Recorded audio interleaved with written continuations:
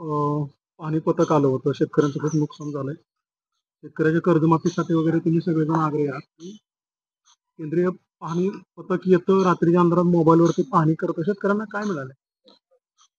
बॅटरीच्या उजेडामध्ये पाहणी करून हे केंद्रीय पथक काय उजेड पाडणार आहे मला माहिती नाही, पण उंटावरचे शाणे असंच त्यांचं वर्णन करावं लागेल. मुळामध्ये असा फार्स करायचा होता तर आलाच कशाला जख मारायला, असा आमचा सवाल आहे. खरं तर शेतकऱ्यांनी थोडीशी चूकच केली की जेव्हा बॅटरीच्या उजेडामध्ये पाहणी करत होते त्याच वेळी तिथं चिखलात त्यांना तोडवला पाहिजे होता.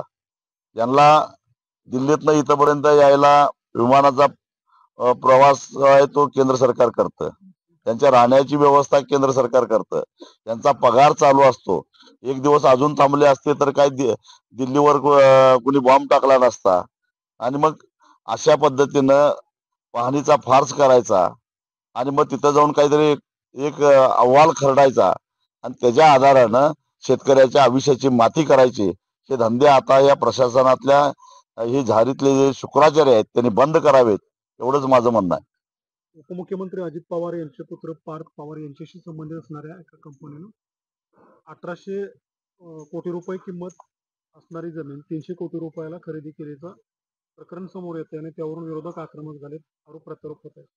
माहिती अशी आहे की ती वर्ग 2 ची जमीन असावी, म्हणजे त्याच्यावर सरकारला नजरानाही भरावा लागला असणार. म्हणजे ज्या अर्थी इतकी किंमत कमी दाखवली गेली त्याचा अर्थ सरकारचा फार मोठा महसूल त्याच्यामध्ये बुडालेला आहे. आणि मुळात वर्ग 2 ची जमीन होती आणि ती निविदा काढून विकली असती तर सरकारलाही महसूल चांगला मिळाला असता, खरेदीदार चांगला मिळाला असता. परंतु अक्षरशः घाई गडबडीनं स्टॅम्प ड्युटी चुकवून स्टॅम्प ड्युटी कमी करून हा सगळा मोठा घोटाळा झालेला आहे. आणि त्यामुळं खरं तर एखाद्या निवृत्त न्यायाधीशामार्फत याची सखोल चौकशी झाली पाहिजे. असे व्यवहार, कारण पुण्यासारख्या शहरातल्या ठिकाणी ज्याची इंचामध्ये करोड रुपये किंमत होते अशा जमिनी जर अशा कुणी लाटायला लागलं तर बरोबर नाही. 70,000 कोटी रुपये पचले म्हणून सगळ्याच गोष्टी पचतील असं कोणी समजायचं काही कारण नाही. खरं तर स्टॅम्प ड्युटी ही 500 रुपये घेतली आणि हा सगळा व्यवहार जो आहे साधारणतः 27 दिवसात झाला.